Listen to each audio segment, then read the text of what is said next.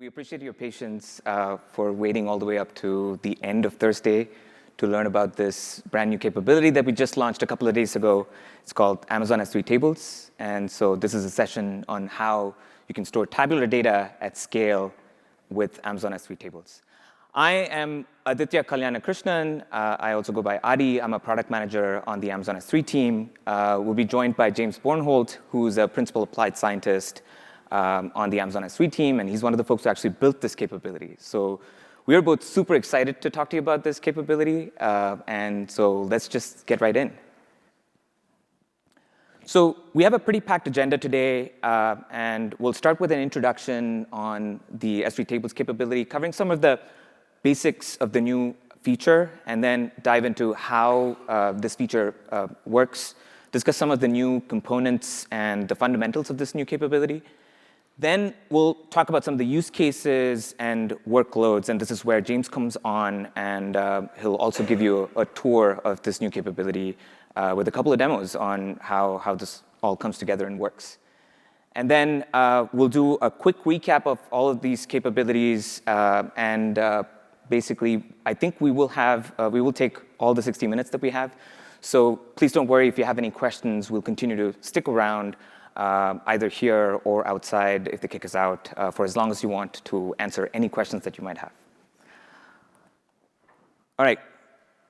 So when we built Amazon S3 back in 2006, we wanted it to be storage for the internet. So developers could just rely on S3 to store their data securely and durably and have it be available to them whenever they needed it.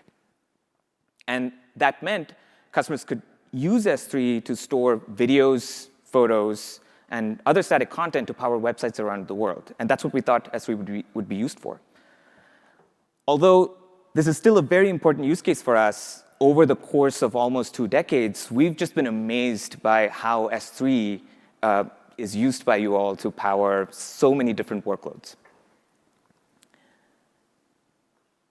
And over time, you all, our customers, have led us in a completely different direction, right? So today, some of our primary workloads that run on S3 are centered around data analytics, machine learning, and AI.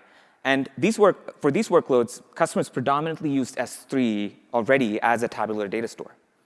So whether it's meteorological data, financial transactions and records, website and ad impressions, or for any other variety of different use cases, basically all of that data gets processed and stored in S3 in a tabular file format such as Apache Parquet. And there are exabytes of Parquet objects that customers store on S3 today, and Parquet has become the de facto standard for how customers store such data in S3. And it's becoming one of the most commonly stored and fastest growing file types in Amazon S3. For a long time, these data sets were simply organized into files and folders similar to what you would expect in an on-premises system. And those mirrored in the cloud were basically objects and prefixes, right? And for a time, that worked. But as your use cases became more and more complex, it was pretty apparent that you needed a better way to maintain and evolve these data sets. So things like maintaining data consistency when you have multiple different applications hammering away at this same data set, or evolving the schema of your data sets by removing columns and adding columns just became much more complicated, and it increased the complexity of the systems that you required to make sure that the data was getting processed at scale and in time. And so this is where we saw the emergence of open table formats a few years ago. And with open table formats, it provided a much better framework for you to be able to organize these data sets. And among these table formats, we've seen Apache Iceberg grow a lot more and become a very popular choice for our customers. So Iceberg adds metadata files that allows you to be able to structure these data sets a lot better. And this metadata layer adds a robust set of capabilities built on top of Iceberg that allow you to do safe transactions where you have multiple applications working together without stepping over each other. You can flexibly evolve the schema of your data sets and do really cool things like time travel, be able to go to a previous state of your data set and be able to roll back and actually see what the data looked like in the past. So all of this made it really easy for customers to reliably handle the evolving set of use cases that you run on S3. And so the rich set of features that Iceberg provides, coupled with being able to use simple SQL semantics for you to be able to query that data, as well as the widespread support that Parquet has among applications and tools, meant that Iceberg is now a fairly popular way for customers to be able to store and structure this data. And we have thousands of customers already using Iceberg in S3. And so Iceberg's advanced capabilities has provided the reliability and the flexibility needed for you to handle today's complex analytics workloads. It also helps create truly shared data sets that can be queried and updated simultaneously by multiple query engines all at once, consumers and producers, without worrying about any data inconsistencies. And it was built to take advantage of S3 scale and economics from the get-go, right? Now, as more customers adopted Iceberg, there's still some challenges that we heard from them that they needed to overcome to make sure that their data lake was operating in the most performant and efficient manner.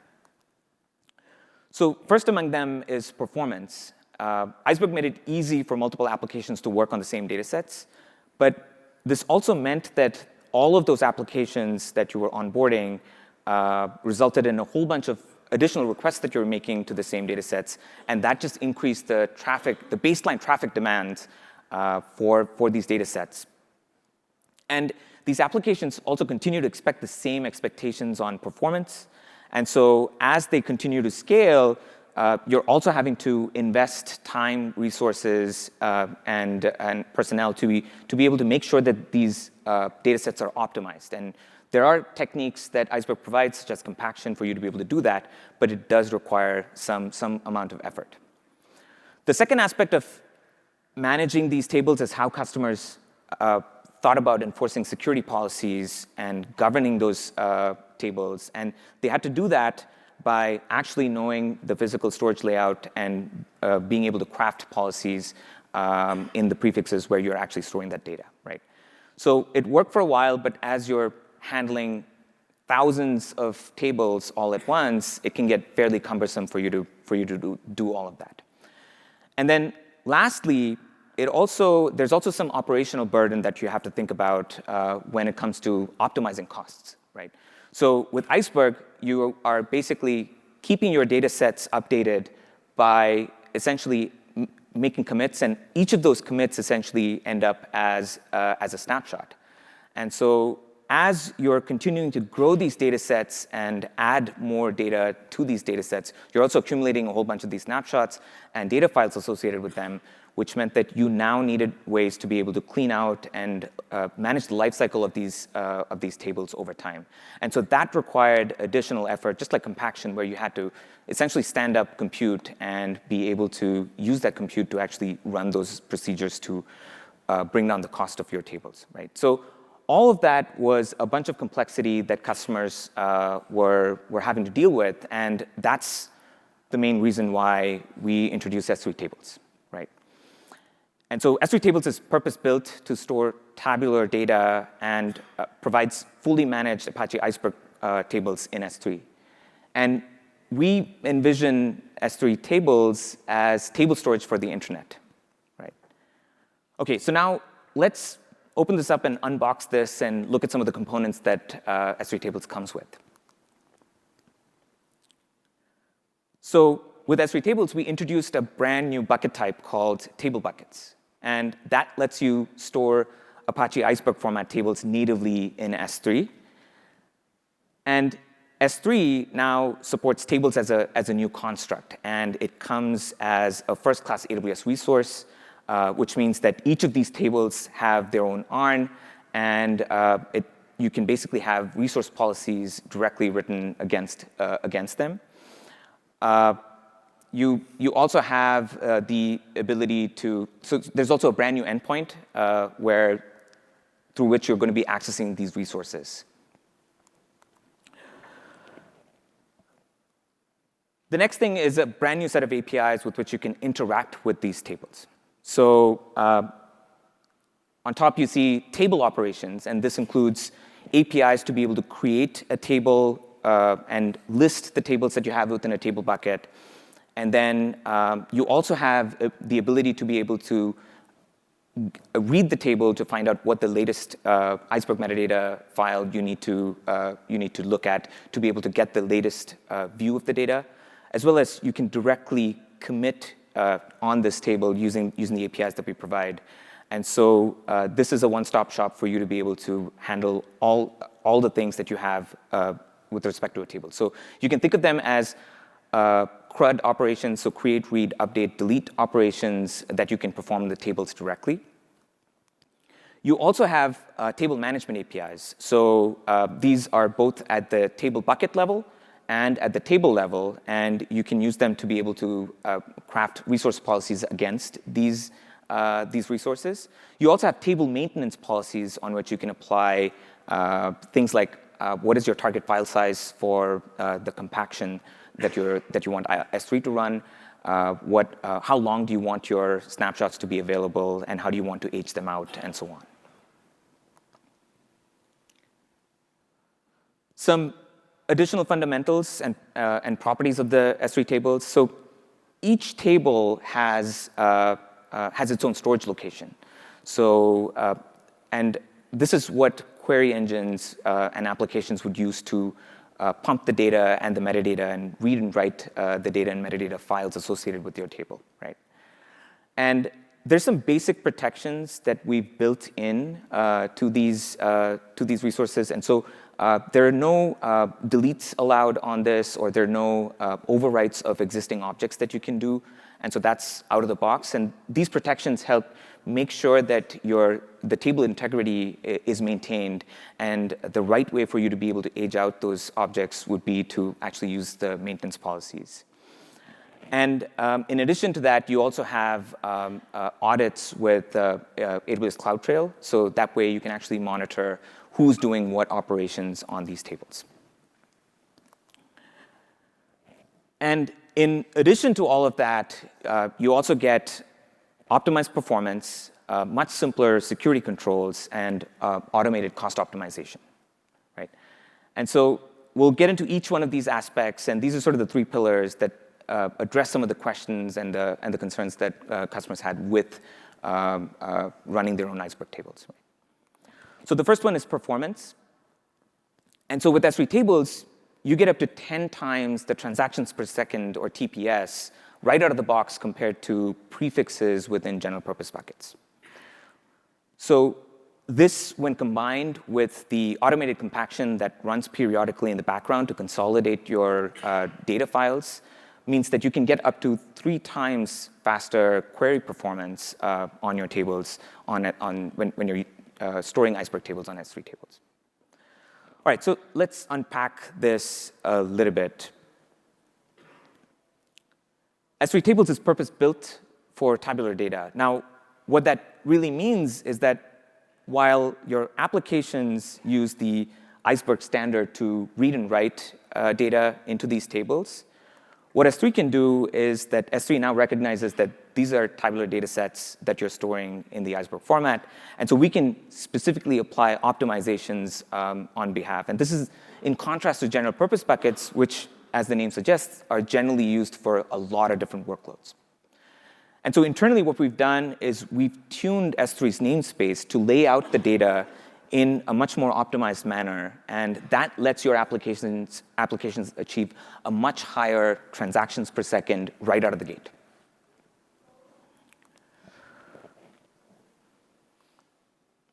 So as a point of comparison, with general purpose buckets, you start at 5,500 reads per second or 3,500 writes per second in a general purpose bucket prefix.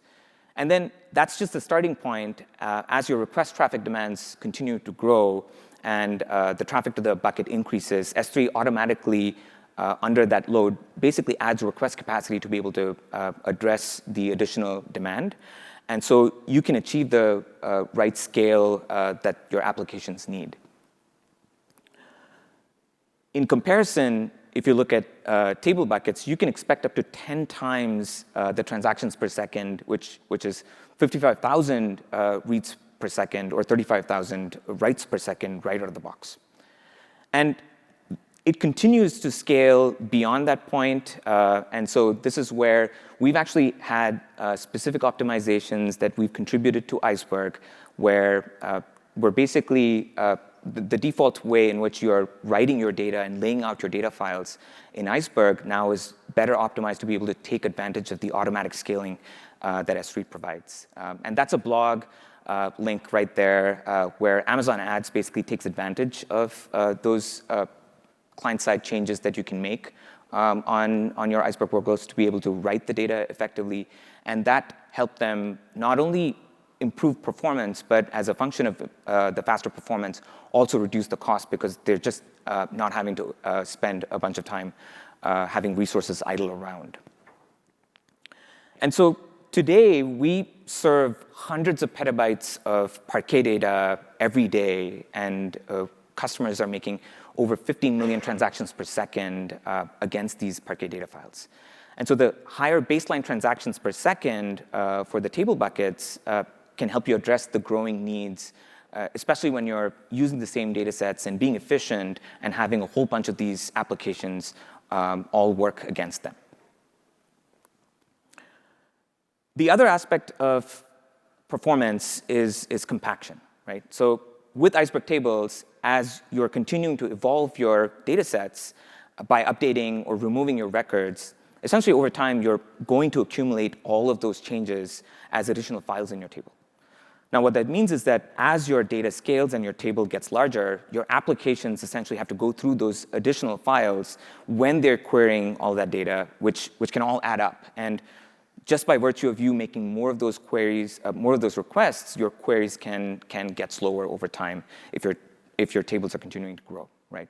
Now, Iceberg does provide a way for you to be able to optimize that, and that's where compaction comes in, which basically consolidates smaller data files into larger ones, right? And this essentially just reduces the number of requests that you have to make for each of these queries. And that, as a function of that, you're basically going to increase the performance of your queries. Now, as I mentioned earlier, with compaction, previously what customers needed to do is to spin up compute and have teams of people managing those clusters to be able to actually make sure that they're routinely running these operations. When we talk to customers, they generally fell in two camps. One, where they're fairly advanced Iceberg shops, and they're basically having teams of people optimizing these data sets and running these automated workloads. Or on the other end of the spectrum, we have customers who are basically just getting started, and they haven't really thought about compaction and haven't even run compaction, right? And so with S3 tables, you don't have to worry about that at all, right? So now you have compaction running in the background periodically, and it's essentially consolidating those smaller Parquet objects into larger files. And this means that your applications are making fewer requests, and that's how you can basically achieve even up to 3 times better query performance when you're using S3 tables. So that's a link to the blog that we published yesterday that goes into some of the benchmarks that we ran, where you will see the comparison between an Iceberg table in S3 tables compared to an unmanaged Iceberg table running in a general purpose bucket. So please do check it out. All right, so the second thing is around simpler security controls, right? So before, in order for you to govern access to your tables, you essentially had to craft policies which required you to know the physical data location and the metadata file locations in storage, right?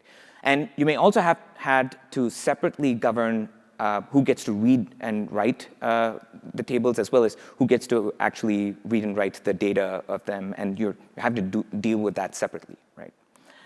With S3 tables now, and with the table as a resource, you can directly apply a resource policy against it, allowing you to be able to govern access to the table and the table bucket itself, right? So we'll look at a couple of examples. So on the left, you have a table bucket policy, which is very similar to a general purpose bucket or a directory bucket policy that allows you to be able to govern access to the entire table, right?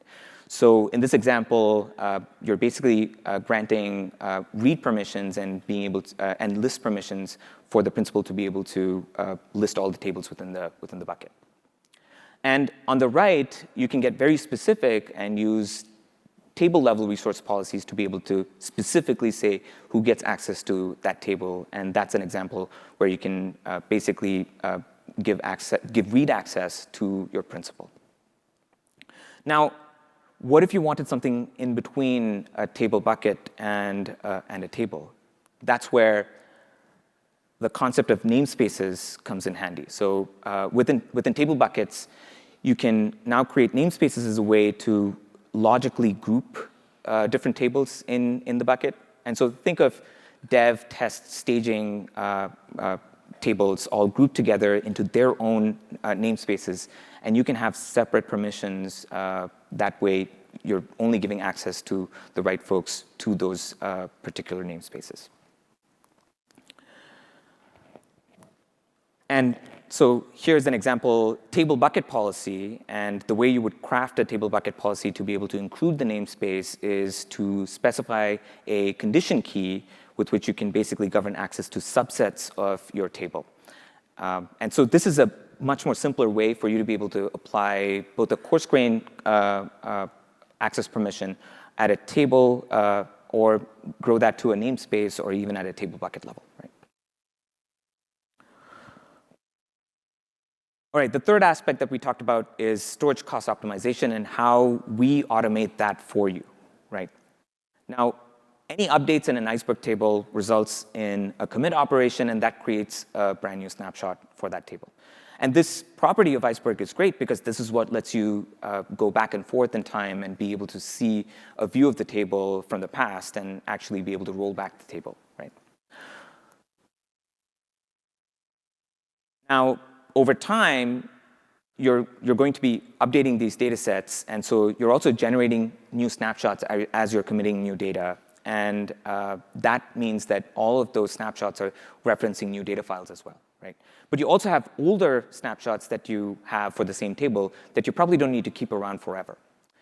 And so similar to what I talked about with compaction, to be able to manage that, essentially, you would have had to run manual procedures to actually optimize the table, make sure that you're aging out those older snapshots, as well as cleaning out and garbage collecting the files that were associated with the older snapshots.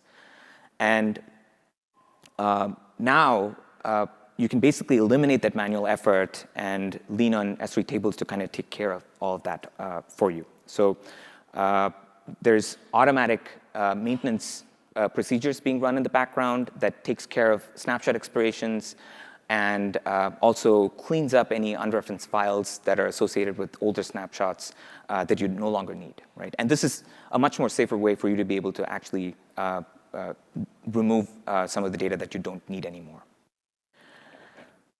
And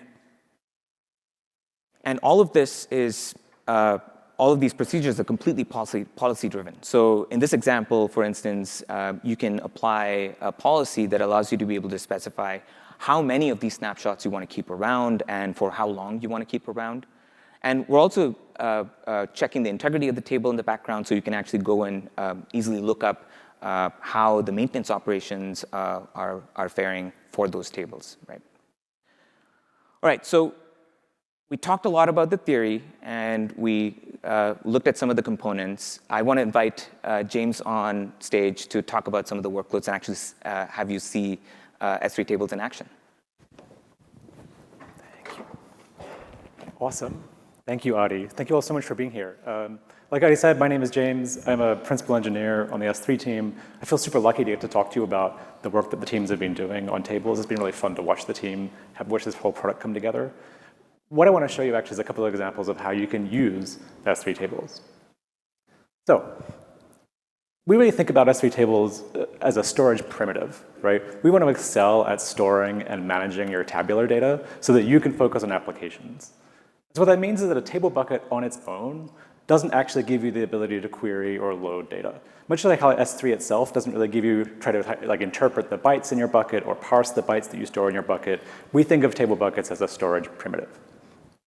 And so instead, the best way to work with S3 tables is through a deep new integration with the AWS analytics ecosystem. And this integration is available in public preview starting today. Now, if you know AWS analytics already, a lot of the words on this slide will be super familiar to you. S3 tables works with our analytics services in much the same way that existing tables do in general purpose S3 buckets. If you're new to AWS analytics, that's totally fine. We're going to talk through some of the examples on the slide to see what the experience is actually like using one of these things. So at the center of all these integrations is the AWS Glue data catalog. The Glue data catalog is a centralized index of your organization's data sets. So it acts as the source of truth for all of your data. For a long time, Glue data catalog has supported tables stored in self-managed S3 buckets. But of course, you had to go and register those yourself. You had to manage them yourself. You had to deal with the maintenance problems that Adi was telling you about on your own. With S3 tables, your managed tables are automatically registered with the Glue data catalog. So you don't have to worry about making sure that every table is there, and you don't have to worry about cleaning up tables once they're removed, all that kind of work. Once your S3 tables are in the Glue data catalog, they automatically show up and are usable from across the AWS analytics ecosystem. So you can query your data quickly in Athena, perform deep analysis with Redshift. You can stream data directly into your S3 tables from Amazon Data Firehose. You can easily construct visualizations with Amazon QuickSight. You can connect data sources like Kinesis and CloudWatch logs and IoT devices, all of the stuff that you're used to from the analytics world. Now, again, if you're not familiar with these services, we're going to show you some examples. I want to take you on kind of like a whirlwind tour of the experience of using an S3 table and an S3 table bucket. So the first thing, of course, is like, how do you create one of these things? How do you get a table bucket? So the first step is, of course, to create a table bucket. Now, you'll find table buckets in the S3 console. There's a new thing on the left there, table buckets. And to create a table bucket, all you need to do is give us a name for the bucket. The other thing that's going to happen when you create a table bucket in your account for the first time is that we're going to automatically set up that Glue data catalog integration for you. So this is a one-off step, and it's how we set up all of the IAM roles and the permissions and the stuff like that to make table buckets show up easily and make them available for analytics. Again, this is a one-time step per account per region for your table buckets. So that was pretty straightforward. Now I have a table bucket in my account. The next step, of course, is I want to have it actually a table. I want to create a table inside of that bucket. So naturally, you want to create tables. Now, this Glue data integration is still in preview, and one of the reasons that it's still in preview is that one of the missing pieces here is it's a little bit tricky to create tables. You can't create a table through an engine like Athena today or an engine like Redshift. We're working on it, don't worry. Instead, the best way today to create a table is using the S3 tables integration with EMR. So we'll talk a little bit more about how that works in a moment, but the gist of it is this. You create an EMR Studio Spark notebook, and you can run SQL queries in that notebook against a table bucket, including things like create table. So in this notebook here, I'm creating a pretty big table in my table bucket, and I'm going to use this to store some data about sales in a store that I own. I'm going to analyze this data for profit and loss as we go. I'm going to use this example for kind of the rest of the demo. So this is a pretty easy way to create tables. What can I do with a table? Of course, the whole point is to put data into it and get data out of it. So let's talk about how to do that. I'm actually going to leave aside for a second the question of how to get data in, because ultimately that's going to depend on your application. Because S3 Tables is a native Iceberg product, there's really an incredibly rich ecosystem, both inside AWS of services that know how to write to Iceberg, but also third-party services that know how to generate Iceberg data and store them somewhere you tell them to. So once you've got some data into an Iceberg table in S3 Tables, how do you actually analyze it? I want to show you two examples of this. I want to show you how to use this with Amazon Athena and then with Amazon Redshift. So let's start with Athena. If you don't know Athena, Athena is a serverless SQL engine that can natively query S3 tables through the Glue data catalog. So in Athena, there's actually no setup required to get started with data in a table bucket. I can just start writing SQL against a table bucket straight away.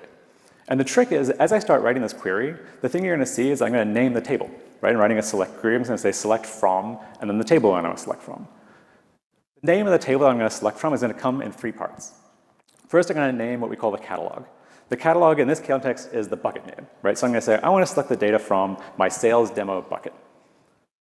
The second part of the table name is the namespace. This is what Audie was telling you about. It's a way to logically group the tables. So here I have a namespace called sales that my table lives in.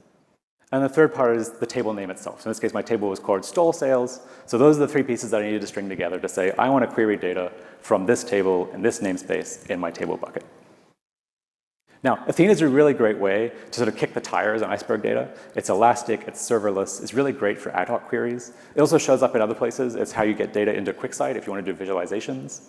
And you can see here that we've been able to analyze the data in my table and figure out the net profit of my store on a day-by-day basis. So that's Athena. The other one that I want to show you really quickly is Redshift. So if you don't know Redshift, it's our warehouse analytics service. It offers a pretty rich integration of data sources from across your entire organization. It offers a really high-performance query engine specifically for Iceberg and for large volumes of Iceberg in particular. Now, the preview of the Redshift integration is kind of another place where the experience is not quite as smooth as we'd like it to be today, but again, we're working on this really quickly. So Redshift doesn't fully support this integration of S3 tables with the Glue data catalog. What that means is there's kind of one extra step you have to take to get your data into Redshift, and it's create a thing that Glue calls a resource link. And so the idea is that if you want to be able to query data from Redshift, you go into the lake formation console, and you choose to create a resource link. That's the create database button here. You choose a resource link. What you're going to have to do is tell Glue data catalog that I want to choose, give it a name, and then choose the catalog that I want to choose from. Again, here, this is the bucket name. This is the table bucket that I'm querying from. And then I'm going to give it a database name. It's going to say, I want to map, in this case, Glue calls databases, namespaces databases. So I want to map the sales namespace of my table bucket into the Glue data catalog. Once you've done this, what you're essentially doing is saying that I want to make my S3 tables in this namespace visible in the original AWS data catalog that Redshift already knows how to access. Now again, this is a one-time step. It's a thing you have to do once per namespace in your table bucket. And once you do it, all the tables in that namespace will start showing up in Redshift for you to go and query. So we've done that. We have our namespace mapped into a resource link. It's now going to be available in Redshift. Let's jump over to the Redshift query editor and see how it works. It's going to be kind of the same experience you saw in Athena from this point forward. Right? So here I'm actually using a Redshift serverless cluster that scales up and down elastically. The same thing works with Redshift provisioned if you use one of those. And as you can see here is I'm going to start drilling down on the left-hand side through my catalog. And you're going to see that I'm going to see the table bucket show up under the AWS data catalog, under the name of the resource link that I just created. Here it's called store sales link. So my table is there. You're going to be able to see the schema of the table. Here are all the columns that I have in this table. And then I'm going to be able to write the same query that we wrote a moment ago in Athena in Redshift. Again, pretty simple SQL query. We're going to get pretty similar results.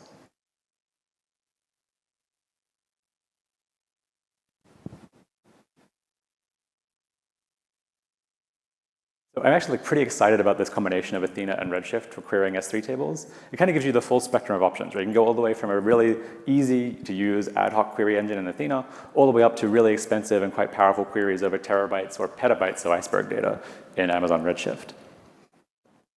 So that's Athena and Redshift. That's how you query the data in your tables. There's a couple other really cool things about this integration with AWS Analytics that I want to show you really quickly. One of them is the ability to get a fine-grained access control through AWS lake formation. So if you don't know lake formation is a way to specify which users have access to each of your tables, and even to individual columns or rows within a table. So lake formation integrates with IAM, of course, but it also integrates with IAM Identity Center. So you can do this access control not just over your IAM roles or your IAM users, but over your federated identities. So things like an Active Directory instance with your users, or an Okta instance, or any number of identity providers that integrate with IAM. So you get to write access control policies over those users, not just over IAM principles.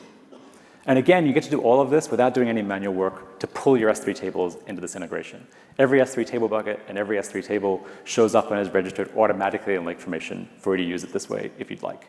You also don't have to use this if you don't want to. IAM permissions, like Audie was telling you about, work perfectly fine as well. So let me show you an example of this. How do you use lake formation's fine-grained access control on a table stored in a table bucket? If you were really paying attention to the queries I was running in those examples a moment ago, you might have noticed something really interesting, which is that my business isn't doing great. Every day was a negative net profit in my business. This is why I'm an engineer and not a business person. But I feel kind of embarrassed about this, and I want to hide this from Adi. Right? I don't want Adi to know that my business is not making money. So let's see what we can do about that. Let's see if we can hide the net profit of my business from Adi using fine-grained access control. So I'm going to go to the lake formation console, and by default, Adi has no access to my table, right? Unless I explicitly grant him access, he's not going to have any access. So I'm going to give him some access to my table. So in the lake formation console, I can select my table bucket catalog and select grant to start giving someone access to the table or the namespaces or the entire table bucket. So I can choose a principal. Here I'm going to choose Adi. And I'm going to start choosing which data I want to give him access to. Right? So I'm going to say I want to choose this particular table bucket again, the sales demo bucket we've been working with. I'm going to choose a database, a namespace within that bucket, the sales one here. And I'm giving him access to the store sales bucket, the store sales table inside that bucket. Now I get to choose what permissions to actually give him. So I can give him just select. I can give him the ability to delete stuff, to insert stuff, to drop the entire table if I wanted to. That's up to me as well. And then finally, I can choose the fine-grained permissions to give him. So I can say, actually, he can't just have access to the entire table. I want to give him access to just everything except one column. Right? So I'm going to exclude that net profit column from his access. So he'll be able to see everything in my table except that one column. That's what I was trying to achieve. I'm trying to hide my net profit from him. So let's see how this actually turns up in practice when he starts using my table. Let's go back to the Redshift query editor now. Except this time, if you sort of notice on the top right, I'm now showing you this from Adi's perspective, not from mine. Right, so Adi is in the Redshift query editor. What can he do with the permissions I just gave him? Well, he can still do the same thing we were doing before, right? He can drill down through the catalog on the left-hand side. He can find my AWS data catalog. He can find the resource link we created. He can find the table that we have inside of our table bucket. You can see the schema of that table as well. But you'll notice down the bottom here that net profit column is gone. Right? He can't see that was the last column of my table before. And so now if I try to write the same query that I was running before that was looking at the net profit of my sales, grouping them by day, we're going to finish writing this query. I'm going to try running it.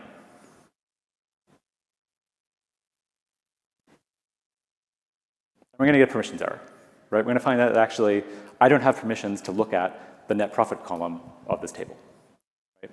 And just to show you what's going on here, I'm going to try removing the net profit column from the query. This query is not really sensible anymore. It's kind of a silly query. But it's to show you that actually I do have access to the rest of the table.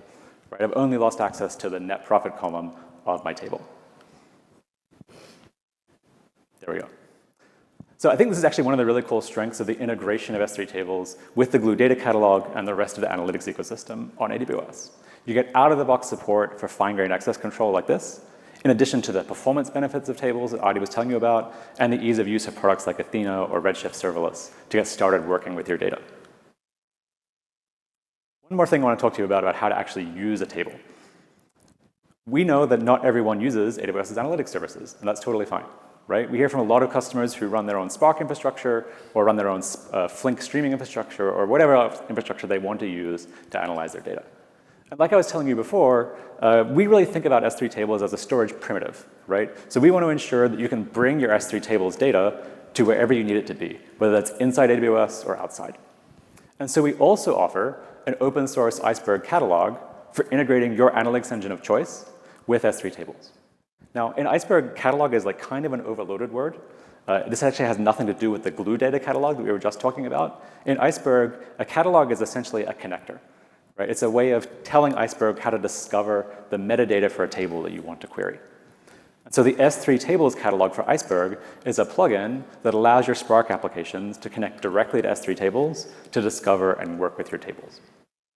You can use the S3 tables catalog for Iceberg to connect to tables directly from Spark, running on Amazon EMR, running on EKS, or running on any compute you like. I'm actually not going to show you the process of doing that because it's slightly involved, but our documentation contains some pretty easy to copy and paste instructions to get started using this outside of the Glue data catalog. And this QR code is a link to the S3 tables catalog for Iceberg. It's open source on GitHub. So that's kind of a whirlwind tour of the ways you can get access to data stored in S3 tables. I want to kind of wrap up by showing you a couple of examples of workflows that you can put together using these tools that are really interesting to me. The first one I want to show you is a way to do kind of real-time analytics on your data.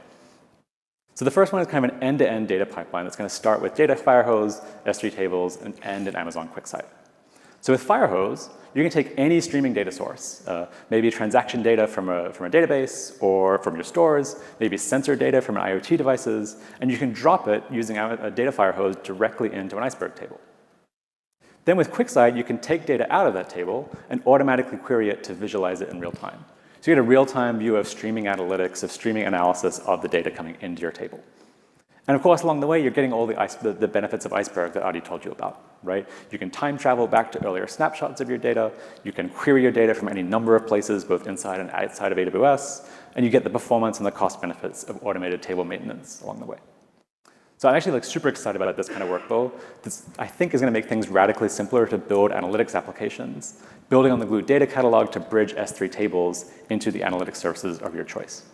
So that's one example of the kinds of things you can string together using S3 tables as a primitive.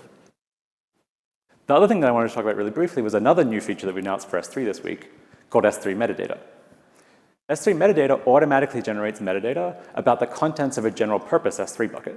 And it stores that data in an Iceberg table in an S3 table bucket, all in near real time. So what that means is that kind of S3 metadata is especially invaluable because it's more than just a list of your objects, right? It includes metadata about your objects, things like their tags, their attached user-defined metadata. It includes information about the storage class they're stored in, their modification dates, that kind of thing. S3 metadata is a rich and always up-to-date inventory of the data stored in your S3 buckets. And because S3 metadata stores that data in an S3 table bucket that you own, all the benefits we've talked about apply here as well. You can get access to this data to query it ad hoc from Athena to find objects in your buckets. You can combine S3 metadata with other data sources for rich analytics. You can provide fine-grained access control to these metadata tables to control which parts of the metadata your users can see. You can do all these kinds of things using S3 tables. S3 metadata is in preview starting this week, and we're super excited to see the kinds of things you can build with it on top of S3 tables. And so that's actually about it. That's kind of a whirlwind tour. I know it was really quick. There's plenty of documentation about this if you want to learn more. S3 Tables is our fully managed Iceberg service. You get all the benefits of Apache Iceberg, like time travel, transactional semantics, row-level updates and deletes, along with all the benefits of S3, right? Things that S3 is known for, elastic storage, extremely high performance for large data sets. And with S3 Tables, you get all of this without the operational overhead of existing Iceberg storage. We do all the maintenance for you, like Adi told you. We offer you access control mechanisms with IAM and with lake formation. We automatically integrate all of this stuff with the AWS analytics systems to get the best out of the data that you're storing. The whole S3 team has actually worked incredibly hard to bring you these features, and I feel really lucky to be here to tell you about them. We're especially eager for your feedback on S3 Tables and S3 metadata. I kind of think of this as just the start of S3's adoption of Iceberg and of open toyable formats more generally. I think you can expect to see even more from us here in the future, but this is where we're starting. So I really appreciate you coming down here this afternoon, sticking around till Thursday afternoon to learn more about S3 Tables. If you can spare a moment, we'd really appreciate you filling out the session survey. It helps us figure out what to tell you about next year, what's most exciting to you. Thank you so much for being here again. Have a great time at Replay tonight.